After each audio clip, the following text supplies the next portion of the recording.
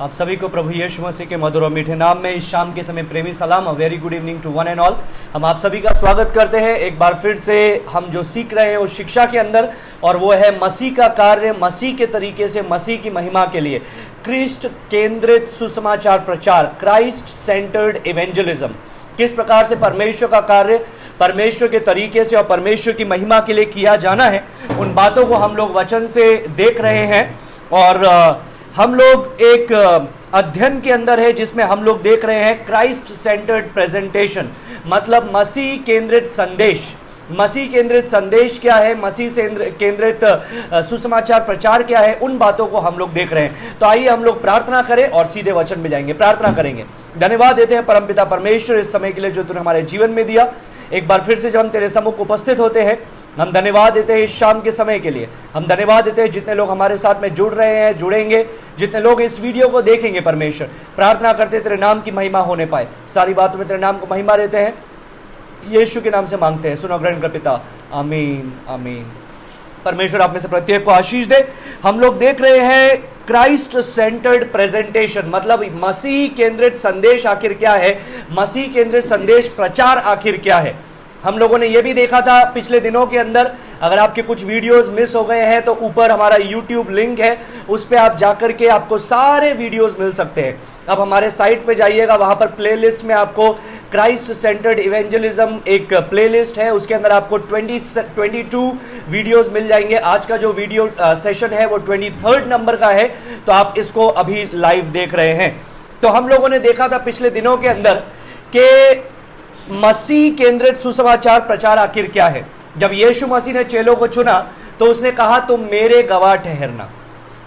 प्रेरितों 1:8 में कि तुम सामर्थ्य प्राप्त करोगे जब पवित्र आत्मा तुम पर उतरेगा और तुम यरूशलेम, यहूदिया, समरिया, पृथ्वी के छोर तक मेरे गवाह ठहरोगे। और यही चीज हम लोगों ने चेलों को देखा, शुरुआती चेलों ने, उन्होंने ठीक वैसा ही किया जैसा उन्होंने आज्ञा को पाया था, वो यीशु के गवाह ठहरे। हम लोगों ने प्रेरितों के काम से हर एक प्रचार को देखा, जो पतरस के द्वारा, पौलुस के द्वारा, स्तिफानुस के द्वारा, अन्य कई चेलों के द्वारा प्रचार किया गया। और हम लोगों ने देखा कि वो कैसे उन्होंने संदेश का जो तरीका था उसको बदला नहीं, और संदेश को उन्होंने नहीं बदला, लेकिन मसीह केंद्रित संदेश को उन्होंने रखा। फिर हम लोगों ने यह देखा कि 21st सेंचुरी में, एक्चुअली 19th सेंचुरी से हम लोग कितना ज्यादा मसीह के संदेश से मुड़ गए हैं, और आज संदेश किसी और ही ओर चला गया है। और कई बार जब गलत काम को बार बार करते हैं तो वो हमें गलत नहीं दिखता है, वो हमें सही दिखता है।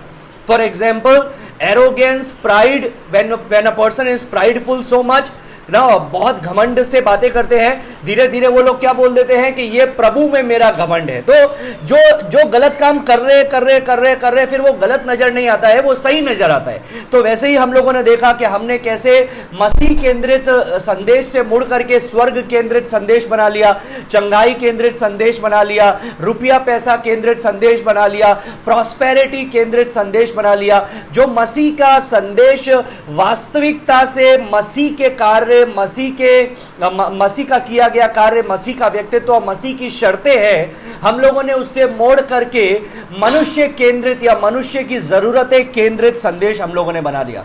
तो आखिर मसीह केंद्रित संदेश क्या है, उसका हम लोगों ने अध्ययन कर रहे हैं पिछले कुछ दिनों से। सबसे पहला हम लोगों ने पॉइंट देखा था the deity of Jesus Christ. सबसे पहला हमें बताना है यीशु मसीह का ईश्वरत्व। अब बहुत सारी चीजें बताने के लिए मसीह के विषय में, लेकिन हमारे ऑडियंस को देखते हुए, ध्यान में रखते हुए हमें यह सच्चाई को बांटना है। फॉर एग्जाम्पल, अगर एक प्रोटेस्टेंट व्यक्ति है जो बॉर्न अगेन नहीं है लेकिन मसीह के बारे में जानता है कि मसीह ईश्वर है, तो इन बातों के अंदर हम ज्यादा समय ना बिताते हुए उन बातों की ओर समय बताएंगे जो बातें उसको बताना जरूरी है। तो मैं आपको एक ऐसा सेट दे रहा हूं जो आपके हर एक पृष्ठभूमि के लोगों के साथ में सुसमाचार बांटने में काम में आएगा। तो सबसे पहले द डिएटी ऑफ जीसस, यीशु मसीह का ईश्वरत्व, यीशु मसीह की देवीयता।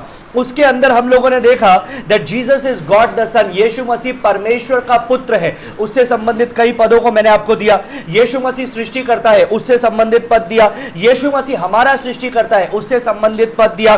पुराने नियम में यीशु को परमेश्वर कहा गया है, उससे संबंधित मैंने आपको पद दिए। नए नियम में यीशु मसीह स्वयं ने बोला कि मैं परमेश्वर हूं, उससे संबंधित पद दिए। फिर चेलों की गवाही थी कि यीशु मसीह परमेश्वर है, उससे संबंधित मैंने आपको पद दिए। यीशु मसीह स्वयं ने बोला मैं और पिता एक है, उससे संबंधित मैंने आपको पद दिए। So the first thing that we have seen is the deity of Jesus Christ, Yeshu Masih का ईश्वरत्व। दूसरी चीज जो हम लोगों ने देखा वो है यीशु मसीह की शुद्धता। अब शुद्धता में सबसे पहले हम लोगों ने उसकी पवित्रता देखी और उससे संबंधित 4 पद मैंने आपको दिए और फिर 4 वास्तविकताएं बताई कि यदि यीशु पवित्र है तो उससे क्या परिणाम निकलता है। पहला परिणाम क्या है, वो पाप से और पापी से घृणा करता है। दूसरा परिणाम क्या है, वो पाप का और पापी का न्याय करेगा। तीसरा परिणाम क्या है, हमारे अपराधों ने हमको परमेश्वर से अलग कर दिया है। चौथा परिणाम क्या है, परमेश्वर के संग संबंध बिताने के लिए हमको सिद्ध धार्मिकता चाहिए जो हमारे पास में नहीं है, सिद्ध पवित्रता चाहिए जो हमारे पास में नहीं है। तीसरी बात हम लोगों ने देखा, पहला फिर से द डिएटी ऑफ जीसस, यीशु मसीह का ईश्वरत्व। दूसरा यीशु मसीह की शुद्धता। तीसरा मनुष्य के बारे में कुछ। अब मनुष्य के बारे में मैंने आपको क्या बताया था, ये नहीं कि हम बहुत अच्छे हैं, सब कुछ अच्छा है, थोड़ा यीशु आ जाएगा तो और सोने पे सुहागा हो जाएगा। नो, मैन इज सिंफुल, मनुष्य पाप में है, मनुष्य अपने पाप के अंदर, अपराधों के अंदर मरा हुआ है। तो मैंने आपको बताया व्हाट इज सिन, अब पाप क्या है। फिर मैंने आपको यही बताया कि सबने पाप किया। फिर मैंने आपको यही बताया कि हमारे पाप के कारण हम परमेश्वर से अलग हुए हैं। This is the worst news, this is the bad news, और हम कुछ नहीं कर सकते हैं हमारे पाप की क्षमा के लिए। ये वर्स्ट न्यूज है। लेकिन गुड न्यूज भी है, वो है चौथा पॉइंट। चौथा पॉइंट क्या है, द सैल्वेशन ऑफ जीसस, जो हम लोगों ने कुछ दिन पहले देखा था, द सैल्वेशन ऑफ जीसस। और उसे मैंने आपको बताया था there is a good news, substitutionary atonement. शब्द याद आया आपको, हमारी एवज में प्रायश्चिती मृत्यु, एवजीय प्रायश्चिती मृत्यु, मतलब हमारी एवज में यीशु मसीह ने प्रायश्चित किया और वो हमारे अपराधों पापों के लिए मारा गया। लेकिन सिर्फ उसके मृत्यु से, गाड़े जाने से, पुनरुत्थान से नहीं होगा, हमको उस पर विश्वास लाना पड़ेगा, हमको मन फिराना पड़ेगा। वो मैं थोड़े दिनों में आपको बताऊंगा। फिर यीशु मसीह के पुनरुत्थान के विषय में कुछ बातों को हम लोगों ने देखा था और फिर मैंने आपको बताया था कि अगर यीशु मसीह एकमात्र उद्धार करता है, एकमात्र परमेश्वर है, क्योंकि वचन में लिखा है स्वर्ग के नीचे पृथ्वी के ऊपर और कोई नाम नहीं है जिसके नाम से उद्धार है यीशु मसीह के सिवा। तो इससे एक महत्वपूर्ण सच्चाई की ओर हम लोग आते हैं। और महत्वपूर्ण सच्चाई क्या है, द लॉर्डशिप ऑफ जीसस। लिख सकते हैं आप, the lordship of Jesus, Yeshu का आधिपत्य। लिख लीजिए, यीशु का आधिपत्य। अब यीशु के आधिपत्य से संबंधित आज हम लोग परमेश्वर के वचन से पद देखेंगे, द लॉर्डशिप ऑफ जीसस। सो आज का विषय है the lordship of Jesus. The lordship of Jesus मतलब क्या है, Jesus is Lord, Yeshu Masih प्रभु है। यीशु मसीह सिर्फ परमेश्वर नहीं है, यीशु मसीह सिर्फ सृष्टिकर्ता नहीं है, यीशु मसीह सिर्फ पवित्र नहीं है, हम सिर्फ पापी नहीं हैं, और यीशु मसीह सिर्फ उद्धारकर्ता नहीं है, लेकिन विशेष करके द लॉर्डशिप ऑफ जीसस। यीशु मसीह मारा गया, गाड़ा गया, तीसरे दिन जी उठा, इससे वो प्रभु कहलाया, प्रभु उसको दर्जा दिया गया। हम लोगों ने वचन पढ़ा था फिलिपियों 2:5 से कि हमारा स्वभाव मसीह के स्वभाव की जैसा हो, और उसमें अंतिम में हमने पढ़ा कि यीशु मसीह यहां तक आज्ञाकारी रहा कि क्रूस की मृत्यु उसने सह ली। इसलिए परमेश्वर पिता ने उसको ऊंचा उठाया और ऐसा नाम दिया जो सब नामों में ऊंचा नाम है, कि उसके नाम के सामने हर एक घुटना झुकेगा, हर एक जुबान अंगीकार करेगी कि यीशु ही प्रभु है। So when Jesus comes into your life, He comes to be the king of your life। जब यीशु मसीह आपके जीवन में आता है तो वो आपके जीवन में राजा बनकर के आता है, और राजा का एक राज्य होता है। आपका जीवन उसका राज्य है, आपका दिल उसका राज्य है, और वो राजा है। हम लोग जब प्रभु की प्रार्थना करते हैं तो हम लोग क्या बोलते हैं, तेरा राज्य आए, तेरी इच्छा पूरी हो, जैसे आकाश में होती है वैसे पृथ्वी पर भी हो। तेरा राज्य जैसे आकाश में है वैसे पृथ्वी पर भी हो।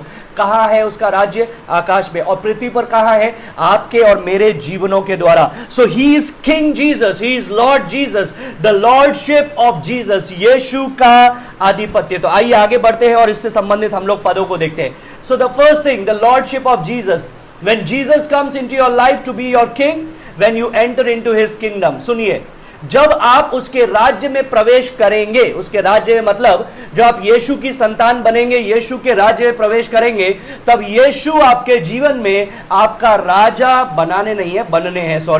बनने के लिए आएंगे।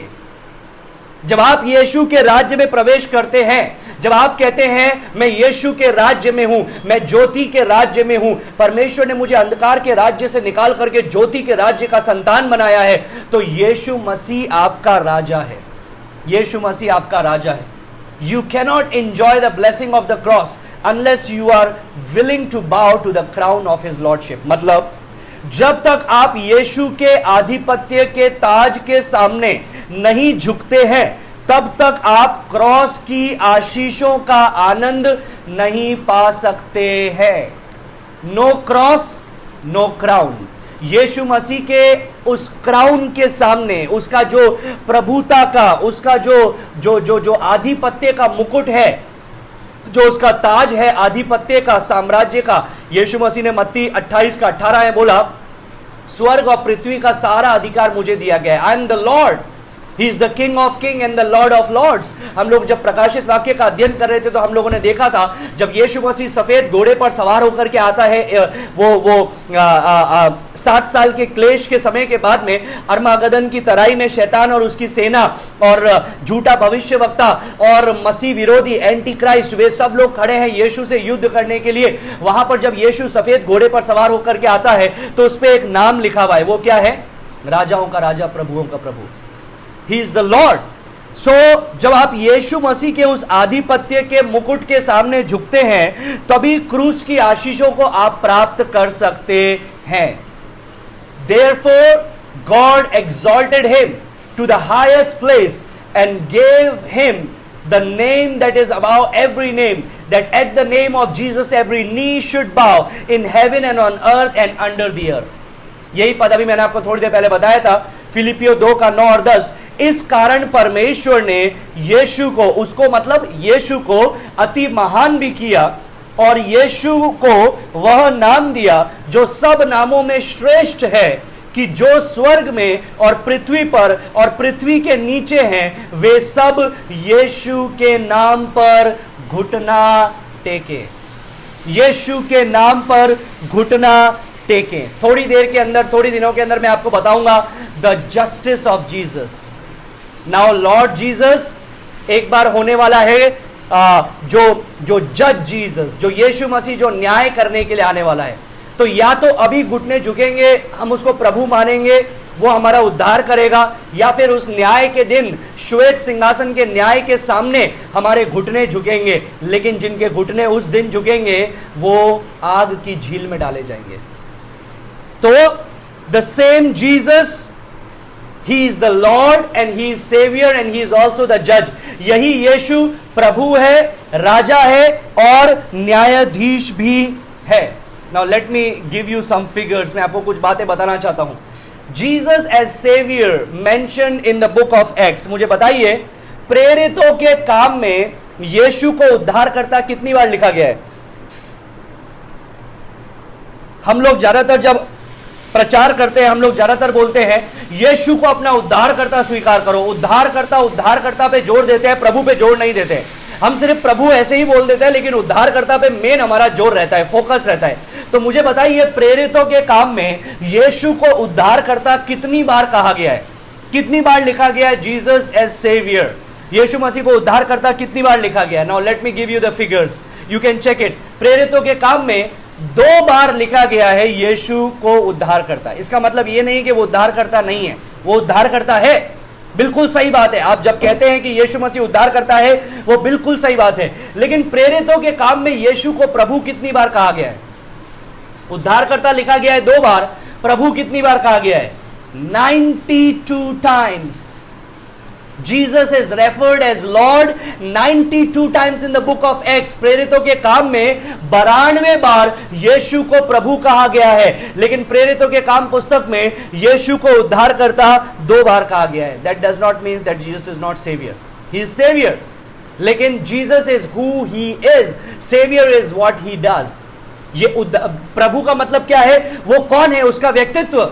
और उद्धार क्या है? वो करता है। जब कोई उसके प्रभुता के अधीन में आता है, जब कोई उसके राज्य में आता है, जब यीशु को अपने जीवन का स्वामी, अपने जीवन का प्रभु, अपने जीवन का राजा मानता है, तब यीशु मसीह उसका उद्धारकर्ता भी बनता है। You cannot receive Jesus as Savior and not as Lord. But if you receive Jesus as Lord, He will also be your Savior. Remember, आप यीशु को सिर्फ उद्धारकर्ता मानेंगे, प्रभु नहीं मानेंगे, ऐसा नहीं हो सकता है। लेकिन यदि आप यीशु को प्रभु के रूप में स्वीकार करते हैं तो यीशु मसीह आपका उद्धारकर्ता भी बनता है। अभी let's go to the New Testament. The whole New Testament, पूरे नया नियम में यीशु को उद्धारकर्ता कितनी बार लिखा गया है? 24 टाइम्स, 24 बार पूरे नया नियम में यीशु को उद्धारकर्ता लिखा गया है। लेकिन पूरे नया नियम में यीशु को प्रभु कितनी बार लिखा गया है?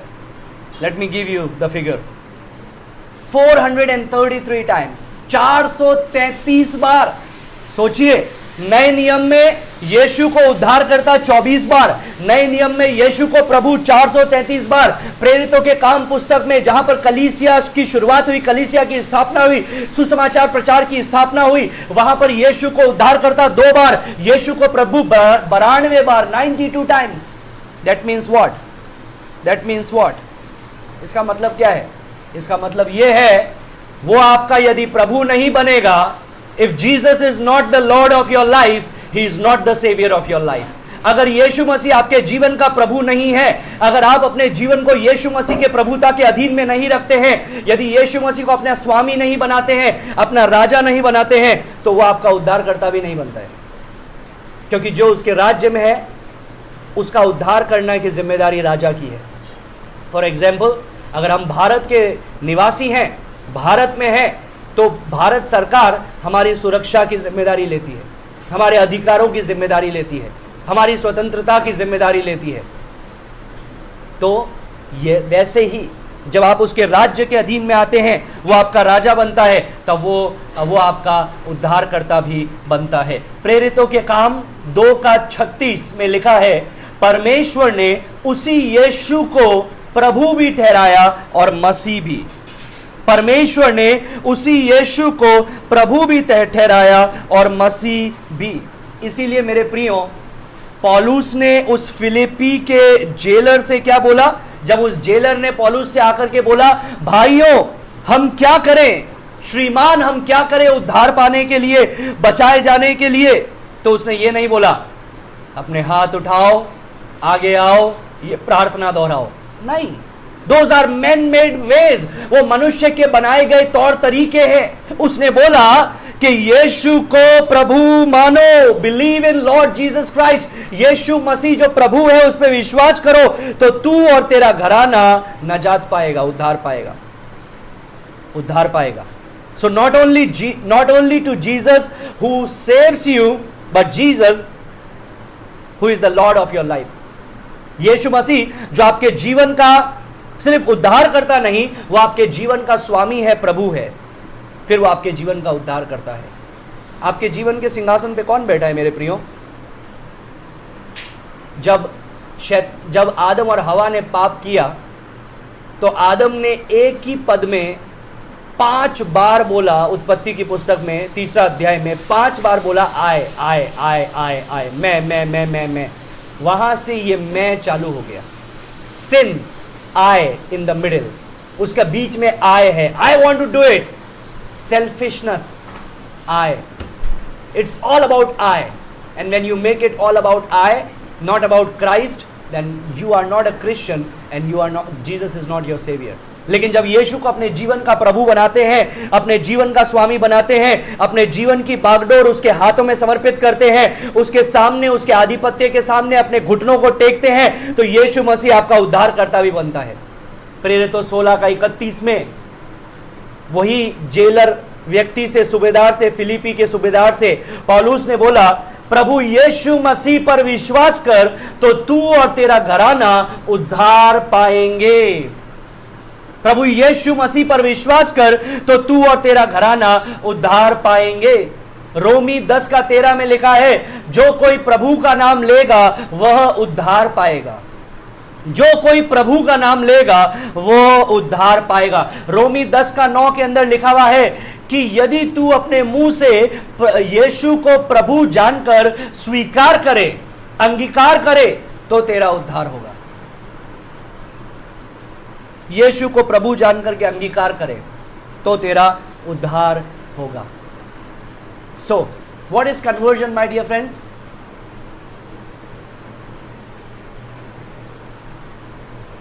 See here, conversion is a commitment of one's life to Jesus as Lord. लोग बोलते हैं ना, धर्म परिवर्तन, ये धर्म परिवर्तन नहीं है, ये हृदय परिवर्तन है। जिस हृदय की बादशाहत पे पहले हम राजा थे, हम वही करते थे जो हम करना चाहते थे, हम वही करते थे जो हमारे मन में आती थी, अब उसमें राजा कौन है? यीशु मसीह है। सो कन्वर्जन, किसी का जीवन यीशु को प्रभु जानकर प्रतिबद्ध होना ही हृदय परिवर्तन है। It's not getting fire insurance from hello fire. नरक में बचने से अग्नि बीमा लेना नहीं है, ये अग्नि सुरक्षा बीमा लेना नहीं है। ये it's not about getting a ticket to heaven. कई लोग बोलते हैं ना, Jesus is the ticket to heaven. I don't know which Bible they read. Yeshu Masih स्वर्ग के लिए एक टिकट है। मुझे नहीं पता है कि वो कौन सा बाइबल पढ़ते हैं, क्योंकि वचन में कहीं नहीं लिखा है कि यीशु मसीह टिकट है। वचन में लिखा है वो मार्ग है, वो सत्य है और वही जीवन है। स्वर्ग है क्योंकि यीशु वहां है। मेरे प्रियो, it's not about getting into haven, it's about who is in heaven. स्वर्ग में किसी तरह से पहुंचना और यीशु को इस्तेमाल लेना नहीं है। It's not about getting a ticket to heaven, it's about genuine commitment to Lord Jesus Christ. ये एक वास्तविक प्रतिबद्धता है कि यीशु मसीह मेरे जीवन का स्वामी है, यीशु मसीह मेरे जीवन का बादशाह है। ही is the Lord of my life, वो मेरे जीवन का प्रभु है। ये ऐसा नहीं है कि हमने अपनी गाड़ी के अंदर जीसस सेव्स का और जीसस इज माय लॉर्ड का टिकट लगा दिया, लेकिन सारा नियंत्रण तो हमारे ही हाथ में है। It's not about that. Jesus is Lord का टिकट लगा दिया, संडे को मॉर्निंग में वही गाड़ी चर्च के सामने खड़ी है और संडे को शाम को वही गाड़ी ठेके के सामने खड़ी है। This just an instance. ये सिर्फ मैं आपको एक उदाहरण दे रहा हूं। It's not like that. ये वैसा नहीं है। ये है आपका जीवन पूरी तरह से यीशु के प्रति समर्पित, commitment to a new king, एक नए राजा के लिए समर्पण, एक नए स्वामी के लिए अपने आप को सबमिट करना, एक नए प्रभु के पीछे चलना, एक नए बॉस के सामने झुकना। Surrendering, committing your life to the lordship of Jesus. परमेश्वर का वचन बोलता है they must confess Jesus as Lord. उन्हें यीशु को प्रभु के रूप में स्वीकार करना आवश्यक है। यीशु को प्रभु के रूप में स्वीकार करना आवश्यक है। It's not about your lips. ये सिर्फ मुंह से नहीं है, हाँ यीशु प्रभु है, यीशु प्रभु है, क्योंकि मत्ती 7:21 में लिखा है अंत के दिन कई लोग आएंगे और बोलेंगे यीशु है प्रभु, क्या हमने तेरे नाम से दुष्ट आत्माएं नहीं निकाली, आश्चर्य कर्म नहीं किए, चंगाइयां नहीं की, भविष्यवाणी नहीं की? और यीशु मसीह उनसे कहेगा मैं तुमसे सच सच कहता हूं, मैंने तुम्हें कभी नहीं जाना। So it's not about your lips, it's about your life. ये अपने मुंह के द्वारा यीशु को प्रभु बोलना नहीं है, अपने जीवन के द्वारा यीशु को प्रभु बोलना है। It means acknowledging Jesus as their personal Lord. यीशु को व्यक्तिगत प्रभु के रूप में स्वीकार करें। हम लोगों ने सुना है व्यक्तिगत उद्धारकर्ता, नहीं, गलत है। कहीं नहीं लिखा है बाइबल में यीशु को व्यक्तिगत उद्धारकर्ता के रूप में स्वीकार करो। वहां पर लिखा है यीशु को प्रभु और उद्धारकर्ता के रूप में स्वीकार करो। प्रभु और उद्धारकर्ता, व्यक्तिगत प्रभु। दूसरा चीज क्या है? इसका मतलब है abdicate the throne of their life, मतलब अपने जीवन का सिंहासन त्याग देना, कि it is not no more I, it is he who rules me. ये मैं नहीं हूं, लेकिन वो है जो मुझ पर राज्य करता है। तीसरा है adhere to a new ruler, एक नए शासक का अनुयायी बनना, मतलब उसके पीछे चलना। इट्स अ पर्सनल कन्विक्शन, ये एक व्यक्तिगत अंगीकार है that results in personal commitment, deep personal commitment to Jesus. जो यीशु के प्रति एक पूरी समर्पण का जीवन बिताता है कि यीशु मसीह मेरे जीवन का प्रभु है। मैं तैयार हूं यीशु मसीह के द्वारा मार्गदर्शन पाने के लिए, मैं तैयार हूं उसके अनुसार कार्य को करने के लिए। जहां वो ले जाएगा मैं जाऊंगा। चाहे अब्राहम के समान मुझे मोरे पर्वत पर जाकर के मेरे इकलौते पुत्र को बलिदान देने के लिए चाहेगा तो मैं वो भी करूंगा। इसका मतलब ये नहीं है कि आपका वास्तविक पुत्र, इसका मतलब ये है जो भी आपको प्रिय है, सबसे प्रिय है, यदि वो भी प्रभु मुझसे कहेगा कि उसको न्यौछावर कर दे मेरे लिए, मैं उसको भी करने के लिए तैयार हो जाऊंगा। That is the meaning. इब्रानियों 1:8 में परमेश्वर का वचन कहता है, but to the son he says, मतलब to the son the father says, पुत्र से, परंतु पुत्र के विषय में पिता कहता है। कौन कहता है? पिता। क्या कह रहा है? हे परमेश्वर, मतलब परमेश्वर पिता परमेश्वर पुत्र को बोल रहा है, हे परमेश्वर, तेरा सिंहासन युगान युग रहेगा, तेरा सिंहासन युगान युग रहेगा। What is he says? Your throne of God is forever and ever. तेरा सिंहासन युगान युग रहेगा। Your throne of God is forever and ever. और फिर लिखा है, तेरा राज्य का राजदंड न्याय का राजदंड है। तेरा राज्य का राजदंड न्याय का राजदंड है। इसका मतलब the sceptre of righteousness is the sceptre of your kingdom. मतलब जब यीशु मसीह आपके जीवन में आता है प्रभु बन करके, तो एक राज्य होता है आपके जीवन में उसका, और वो एक राजदंड लेते हुए आता है। यहां पर 3 चीजें लिखी हुई है, इस पद के अंदर 3 बातें लिखी हुई है।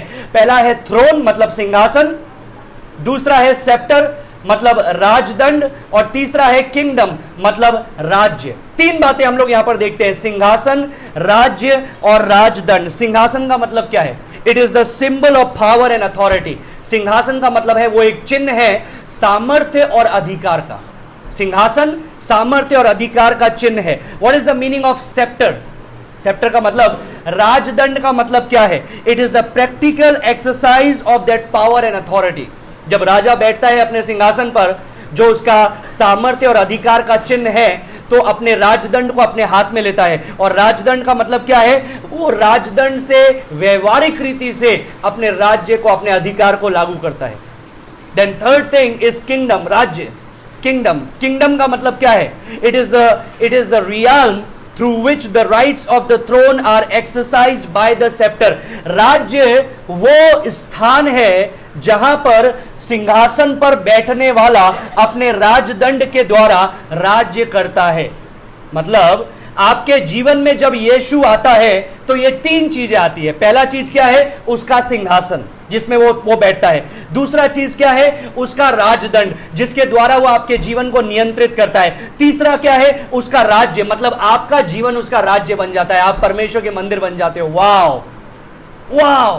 परमेश्वर, स्वर्ग और पृथ्वी का परमेश्वर जो कायनात को बनाने वाला है, पृथ्वी उसके चरणों का स्टूल है, स्वर्ग उसका सिंहासन है। उसने इतना नम्र हुआ कि बालक के रूप में जन्म लिया, मारा गया, गाड़ा गया, तीसरे दिन जी उठा। लेकिन इतना नम्र होकर के वो, जब हम उसको स्वीकार करते हैं, वो हमारे जीवन में अपने प्रभुता के सिंहासन को, अपने प्रभुता के राजदंड को और अपने प्रभुता के राज्य को लागू करता है। No one enters to the kingdom of Jesus without being under the scepter of Jesus. कोई भी यीशु के राज्य में प्रवेश नहीं कर सकता है बिना उसके राजदंड के अधीन आए हुए। No one enters the kingdom of Jesus without having a new king Jesus. कोई भी यीशु के राज्य में दाखिल नहीं हो सकता है बिना यीशु को अपने जीवन का राजा बनाए। यीशु मसीह कभी हमारा उद्धार नहीं करता है अपने राजदंड को पीछे छुपा करके। राजदंड क्या है? उसका राज्य करने का वो हथियार, उसका राज्य करने का प्रतीक। कभी ऐसा नहीं करता है कि ठीक है, मैंने अपने राजदंड को पीछे रख लिया है, अब तुमको जो करना है तुम करो। No, Jesus comes with his throne, with his sceptre and with his kingdom. Yeshu Masih आता है अपने सिंहासन के साथ में, अपने राजदंड के साथ में और अपने राज्य के साथ में। नोट दीज थिंग्स, बहुत जरूरी है ये बातें। So we must not separate the lordship of Christ from the salvation of Christ. मतलब हमें मसीह के उद्धार से उनकी आधिपत्य को अलग नहीं करना चाहिए। मसीह के उद्धार से मसीह के आधिपत्य, मतलब मसीह के प्रभुता को अलग नहीं करना चाहिए कि हाँ ठीक है, यीशु मसीह तुम्हारा उद्धारकर्ता बन गया, अब जैसा चाहे जीवन बिताओ। कई लोग पूछते हैं कि राज भैया, पास्टर जी, जब अब तो प्रभु में हम आ गए हैं, अनुग्रह तो है उसका, तो जैसा चाहे जीवन बिता सकते हैं ना, उससे क्या फर्क पड़ता है? माफी तो मांगेंगे तो प्रभु तो क्षमा करेगा? नहीं, यदि वो आपके जीवन का स्वामी है, आपके जीवन का प्रभु है, तो आपके जीवन का निर्णय भी उसी को लेना चाहिए।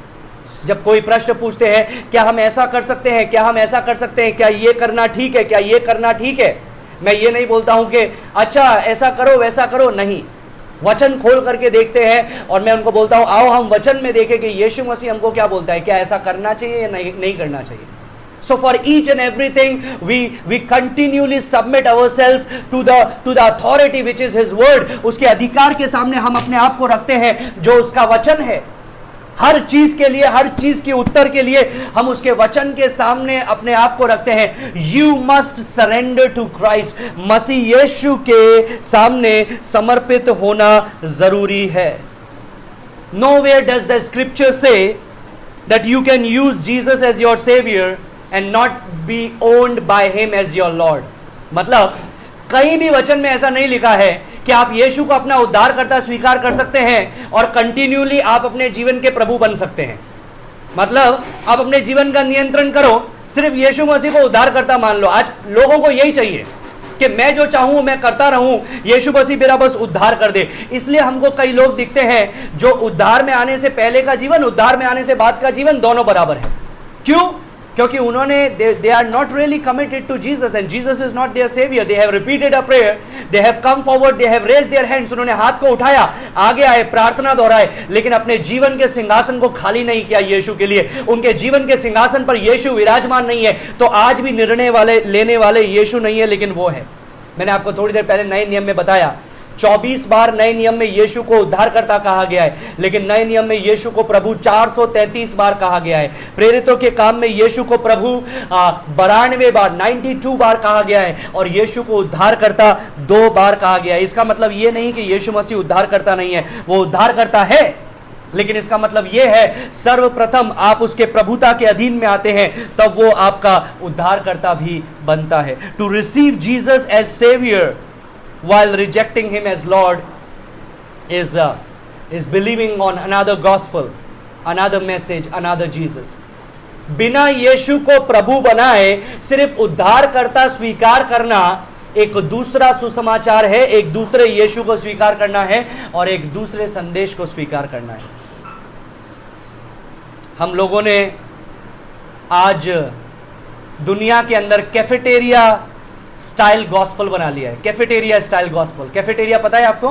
कैफेटेरिया एक बफे खाने का जगह होता है जहां पर हम अपनी प्लेट लेकर के जाते हैं और हम आगे बढ़ते जाते हैं और हम बोलते हैं ओ तंदूरी चिकन ये मुझे चाहिए. थोड़ा आगे जाते हैं ओ दाल नहीं मुझे ये नहीं चाहिए. थोड़ा आगे जाते हैं भिंडी की सब्जी नहीं मुझे ये नहीं चाहिए. थोड़ा आगे जाते हैं ओ नान ये मुझे चाहिए.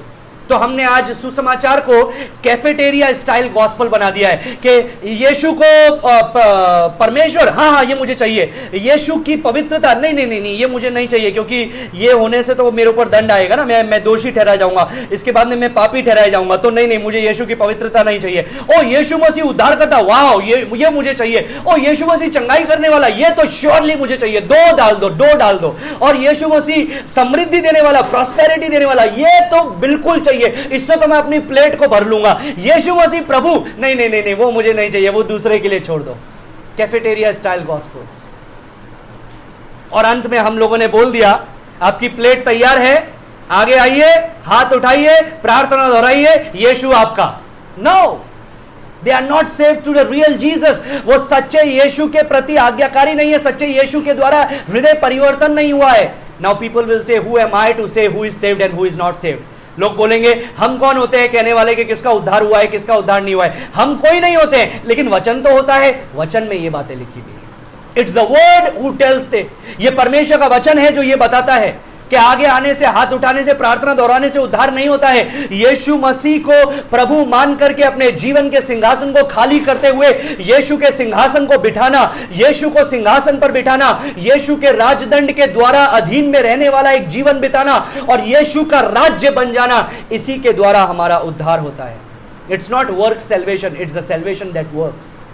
कई लोग बोलेंगे इसका मतलब तो ये करो, इसका मतलब तो उद्धार कार्यों से हो रहा है. नहीं, ये कार्य करने वाला उद्धार है.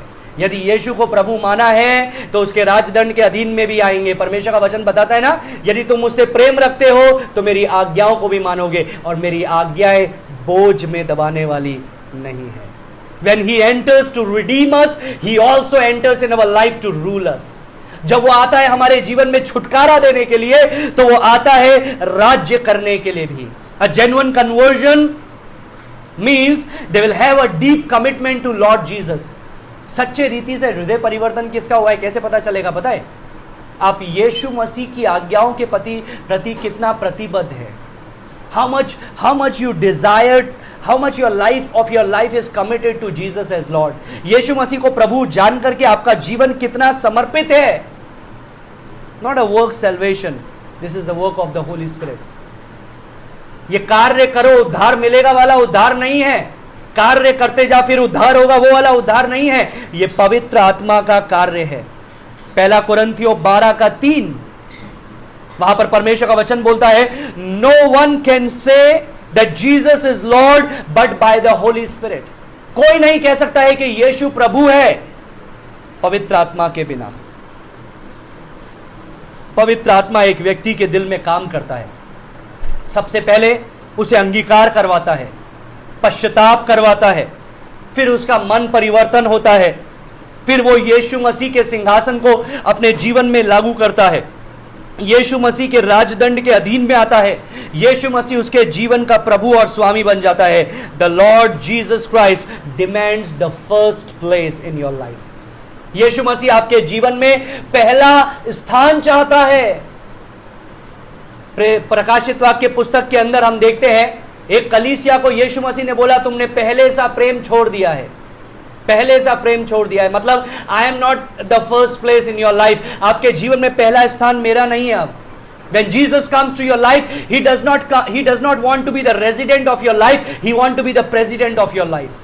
याद रखिए, जब यीशु मसीह आपके जीवन में आता है तो आपके जीवन में एक किराएदार बनकर के आना नहीं चाहता है, लेकिन आपके जीवन के घर का स्वामी बनकर के आना चाहता है, स्वामी बनकर के आना चाहता है। If Jesus is coming in, he is coming as an undisputed champion of your heart। जब यीशु मसीह आपके जीवन में आता है तो वो एक बेताज बादशाह बनना चाहता है आपके दिल का, जिसके विरुद्ध और कुछ नहीं हो। Where there is no submission to Jesus as Lord, there is no genuine Christianity। जहां पर यीशु मसीह को प्रभु जान करके सच्चा समर्पण नहीं है, वहां सच्ची मसीहत नहीं है। They must be willing to hand over the keys of their life, the keys of their heart। अपने दिल की कुंजियों को, अपने हृदय की कुंजियों को यीशु के हाथ में देने के लिए तैयार होना है। If Jesus is the Lord, they must be willing to come on his terms। यदि यीशु मसीह प्रभु है तो उन लोगों को जरूरी है कि वो यीशु मसीह की शर्तों के अनुसार आए। So tomorrow we are going to see the terms of Jesus। यीशु की शर्तें क्या है, यीशु मसीह के पास आने के लिए यीशु मसीह की शर्तें क्या है, हम लोग कल उस वचन को सुनेंगे। But let me and this session with a small story. एक छोटी कहानी के साथ मैं अंत करूंगा। You might have heard this story. बहुत ही सुपरिचित कहानी है, आपने सुना होगा। It's called Bobby's boat. ये एक कहानी है एक छोटे बच्चे की जो एक लकड़ी की नाव बनाता है। उस नाव पे लिखता है बॉबीज बोट। उसका नाम था बॉबी, छोटे बच्चे का। वो नाव पे लिखता है बॉबीज बोट, बॉबी की नाव। और वो नाव को एक उसके घर के सामने से नहर बहती थी, उसके अंदर धागा लेकर के चलाता है, उसके साथ में खेलता है और उसको बहुत अच्छा लगता है।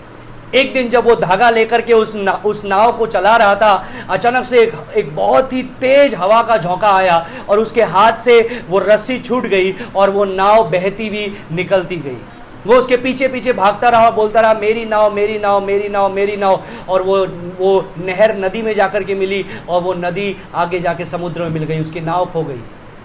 वो घर पे आकर के बहुत ही दुखी हुआ कि जिस नाव को मैंने प्यार से बनाया था, मैंने अपने हाथों से बनाया था, अब वो नाव मुझसे अलग हो चुकी है। फिर क्या हुआ? थोड़े दिनों बाद में जब वो बाजार में टहल रहा था, उसने एक टॉय स्टोर पर, खिलौने की दुकान पर अपनी नाव को रखे हुए देखा। उसने सोचा ये मेरी नाव है क्या कोई दूसरी है? उसने करीब जाकर के देखा तो उस पर लिखा था बॉबीज बोट और उसने एक बार में पहचान लिया ये तो मेरी नाव है। वो उस दुकान के मालिक के पास में गया और बोला कि सर ये तो मेरी नाव है, ये मैंने बनाई है, मेरा नाम है बॉबी, इस पर मेरा नाम लिखा हुआ है बॉबीज बोट, ये मुझे दे दीजिए। तो उसने बोला मुझे नहीं पता है कि तुम्हारी नाव है या नहीं, मैंने एक लड़के से पैसा दे करके खरीदा है, अगर तुमको चाहिए तो दाम दो और इसको खरीद लो। वो घर पे जाता है, अपनी गुल्लक को तोड़ता है, जितना पैसा उसके पास में था सब लेकर के आता है और इस शॉपकीपर के हाथ में, दुकानदार के हाथ में दे देता है और बोलता है मेरी नाव मुझे दे दो। दुकानदार उसका सारा पैसा लेकर के उसको नाव दे देता है। वो नाव को सीने से चिपकाता हुआ दुकान के बाहर निकलता है और जोर जोर से गीत गाता है, little boat you are twice mine. छोटी नाव तू दुगनी मेरी हो चुकी है। You are twice mine, I have made you and I have purchased you. मैंने तुझे बनाया है और मैंने तुझे खरीदा है, दाम दे करके खरीदा है। मेरे प्रियो, क्यों यीशु मसीह को आपके जीवन में प्रभु बनाना जरूरी है? क्यों? क्योंकि यीशु मसीह ने ना सिर्फ आपको बनाया है, ना सिर्फ वो सृष्टि करता है, ना सिर्फ आप उसके लिए बनाए गए हैं, उसके द्वारा बनाए गए हैं, उसकी ओर से बनाए गए हैं, लेकिन आप पाप में हम मर गए थे, पाप अपराधों के अंदर जकड़ गए थे, उसमें बंधनों में पड़ गए थे, अंधे हो गए थे। यीशु मसीह ने अपने लहू को बहा करके मारा गया, गाड़ा गया, तीसरे दिन जी उठा, अपने खून के आखिरी कतरे को बहा करके आपको और मुझे खरीद लिया है, मोल ले लिया है। और अब जब हम यीशु के पास में आते हैं, वो हमको अपने गले से लगा करके बोलता है, हे मेरे बेटे, हे मेरे बेटी, तू दुगनी मेरा हो चुका है। मैंने तुझे बनाया है और मैंने तुझे खरीदा है। मेरे प्रियो, Jesus as lord, not just saviour. यीशु मसीह प्रभु सिर्फ उद्धार करता नहीं। अगर हम सिर्फ यीशु को उद्धार करता बोल करके प्रचार करते हैं, we are preaching partial gospel, not the full gospel. क्योंकि प्रेरितों के काम पुस्तक में जहां पर सुसमाचार प्रचार शुरू हुआ, वहां पर हमने देखा 2 बार यीशु को उद्धार करता, लेकिन 92 बार यीशु को प्रभु। पूरे नए नियम में जहां से हम यीशु के बारे में सीखते हैं, कलीसिया के बारे में सीखते हैं, यीशु के कार्य के बारे में, यीशु के तरीके और यीशु की महिमा के बारे में सीखते हैं, वहां पर 24 बार यीशु को उद्धार करता लिखा गया है, लेकिन 433 बार यीशु को प्रभु बोल करके लिखा गया है। सो प्रीच द कंप्लीट गॉस्पेल, यीशु को प्रभु। और अगर यीशु प्रभु है तो प्रभु की शर्तें होती है। अगर हम नरेंद्र मोदी जी से मिलने जा रहे हैं तो हम अपने अनुसार नहीं जाएंगे कि मैं अपने समय के अनुसार जाऊंगा, मैं अपनी स्थान के अनुसार जाऊंगा, मेरी जब मर्जी होगी तब मैं जाऊंगा, मैं जैसा चाहूंगा वैसा जाऊंगा, जैसा मेरा लाइफ होगा वैसा ही मैं जाऊंगा। नहीं, जब हम उनसे मिलने के लिए जाएंगे तो पहली बात हमारी इच्छा के अनुसार नहीं, उनकी इच्छा के अनुसार होगा। दूसरा चीज, उनके इच्छा के अनुसार समय होगा, उनके इच्छा के अनुसार स्थान होगा। वो जिसको चुनेंगे वही जा पाएगा। और एक प्रोटोकॉल होगा कि हमको किस प्रकार से कपड़े पहनने हैं, हमारी चेकिंग की जाएगी, क्या हम शराब में मतवाले तो नहीं है, क्या हम ड्रग्स लिए हुए तो नहीं है, वो सारी बातों का जांच होगी। वो प्रोटोकॉल जानते हुए, जांचते हुए भी हमको उनके सामने भेजा जाएगा। तो वैसे ही जब यीशु मसीह राजा है तो हम अपने शर्तों पर उसके सामने नहीं जाते हैं, हम उसकी शर्तों के अनुसार उसके सामने जाते हैं। और यीशु की शर्तें क्या है, उसको ग्रहण करने के लिए हम लोग कल देखेंगे। परमेश्वर इस वचन के द्वारा हम में से प्रत्येक को आशीष दे। आइए हम प्रार्थना करें। धन्यवाद देते हैं प्रभु जो तूने हमें ये समय दिया। हम धन्यवाद देते हैं प्रभु कि तूने हमें मौका दिया कि हम तेरे प्रभुता के सामने अपने घुटनों को टेक सके, तेरे आधिपत्य के सामने अपने घुटनों को टेक सके। धन्यवाद देते हैं प्रभु कि जब तू हमारे जीवन में प्रभु बन करके आता है, जब हम तेरे दास बनते हैं परमेश्वर, तो ये वो गुलामी नहीं है जिसके जैसे शैतान की और पाप की गुलामी में हम थे, लेकिन ये एक स्वतंत्र करने वाला, प्रेम करने वाला, दया करने वाला, रक्षा करने वाला, उद्धार करने वाला, छुटकारा देने वाला, छंगाई देने वाला, अपने स्थान पर ले जाने वाला एक प्रभु है। परमेश्वर, हम सौभाग्यशाली हैं कि हम तुझको प्रभु कह सके, और हम सौभाग्यशाली हैं कि हम तेरा राज्य कहलाए जा सके। सारी बातों में तेरे नाम को महिमा देते हैं। जब तक हम कल नहीं मिलते, हम में से प्रत्येक के साथ में तेरा अनुग्रह होने पाए। यीशु के नाम से मांगते हैं, सुनो ग्रहण कर पिता, आमीन आमीन। परमेश्वर आप में से प्रत्येक को आशीष दे। Thank you very much. God bless you.